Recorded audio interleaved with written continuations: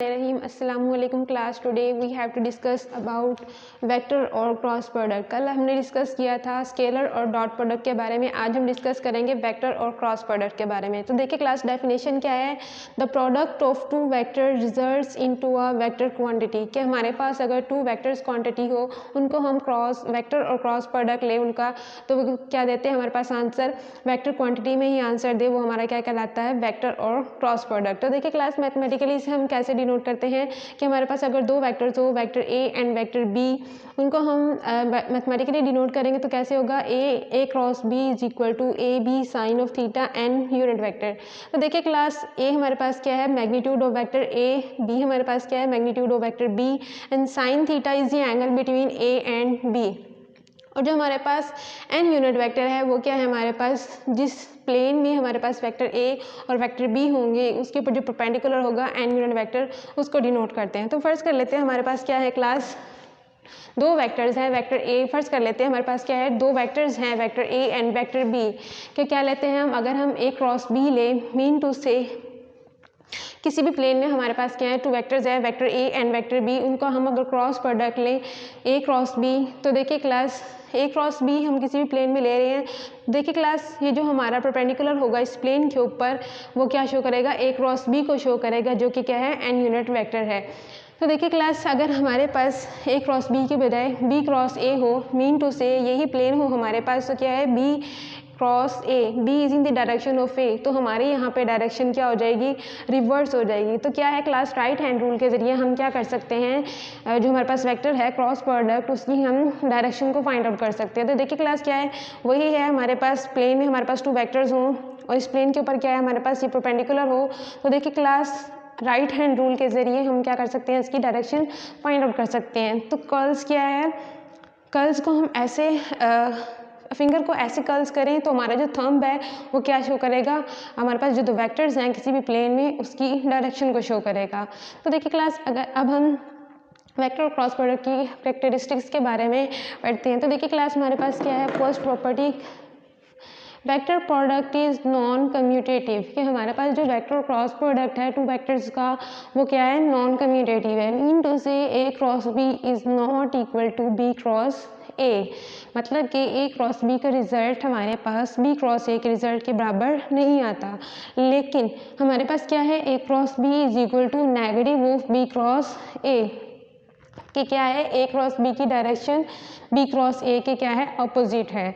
लेकिन ये क्या है, हमारे पास प्रॉपर्टी नॉन कम्यूटेटिव है। सेकंड देखिए क्लास, हमारे पास क्या है, vector product two mutually perpendicular vector has maximum value. कि हमारे पास अगर दो वेक्टर्स हों, vector A and vector B, एक दूसरे के म्यूचुअली परपेंडिकुलर हों, तो वहाँ पर हमारे पास क्या आएगी, मैक्सिमम वैल्यू आएगी या मैक्सिमम आंसर आएगा। तो देखिए क्लास, हमारे पास क्या है, वेक्टर ए हो, वेक्टर बी हो, दोनों ही एक दूसरे के ऊपर क्या हो, परपेंडिकुलर हो, 90 का एंगल बना रहे हो, तो देखिए क्लास, हमारे पास जो क्रॉस प्रोडक्ट होगा A cross B that is equal to A B sine of theta and unit vector. तो देखिए क्लास, हमारे पास एंगल कितना है, 90 का है, तो हमारे पास जो लास्ट रिजल्ट आएगा वो क्या होगा, A B into an unit vector. Mean to say हमारे पास क्या आएगी, मैक्सिमम वैल्यू आएगी। अगर क्लास यहाँ पर हम यूनिट वेक्टर्स की बात करें दोनों ही के, तो देखिए क्लास, हमारे पास ये क्या है, रोटेशन है, जिसमें पास क्या है, I unit vector, J unit vector and K unit vector. तो देखिए क्लास, आई क्रॉस जे करते हैं, I is in the direction of J, वो हमारे पास किसके इक्वल आएगी,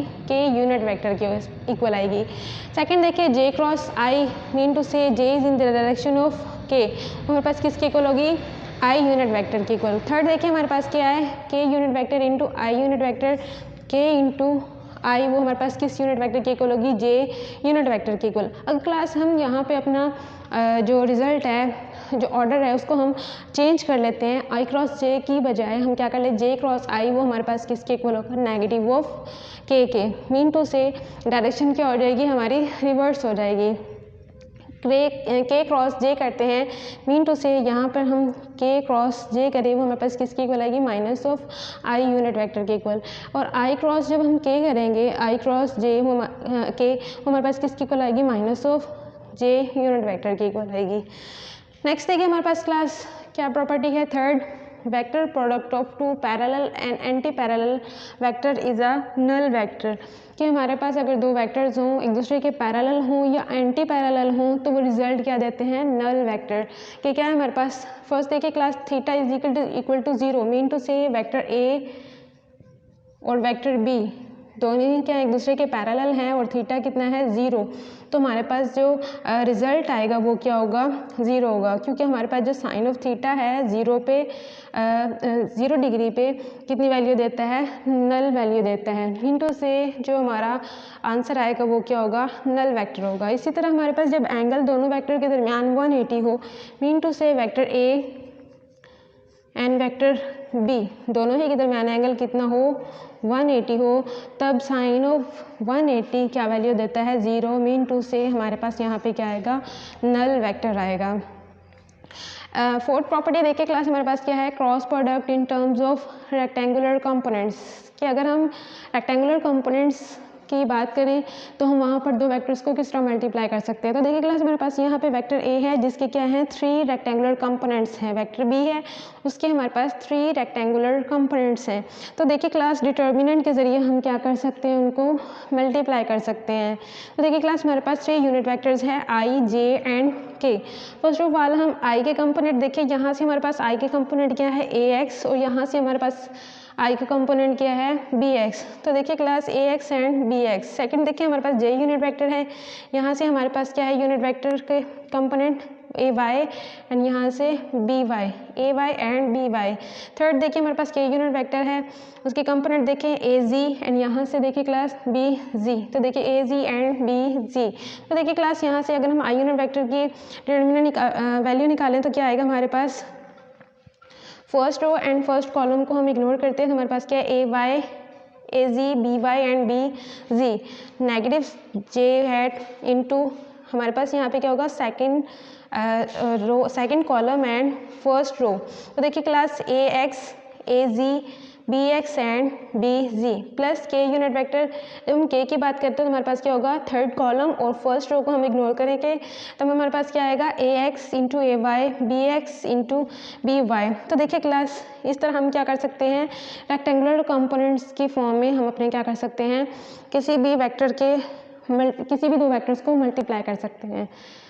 फिफ्थ प्रॉपर्टी देखिए हमारे पास क्लास क्या है, the magnitude of A cross B is equal to the area of parallelogram with 2a and b adjacent साइज। कि क्या है हमारे पास कोई भी पैरेललोग्राम हो जिसकी 2 साइड्स हों, वो क्या है जो हमारा magnitude vector A cross B होगा वो क्या शो करेगा, एरिया ऑफ पैरेललोग्राम। तो देखिए क्लास यहाँ पे हमारे पास क्या है, पैरेललोग्राम है जिसकी 2 साइड्स में हमारे पास क्या है vector A and vector B है।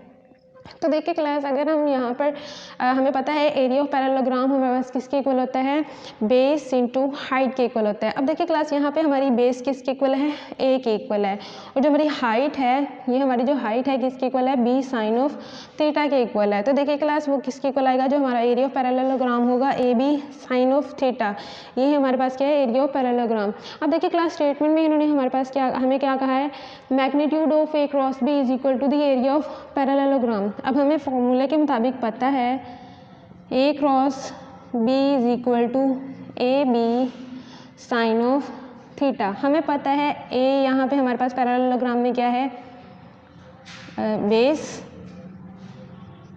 और जो बी साइन ऑफ थीटा वो हमारे पास क्या है हाइट।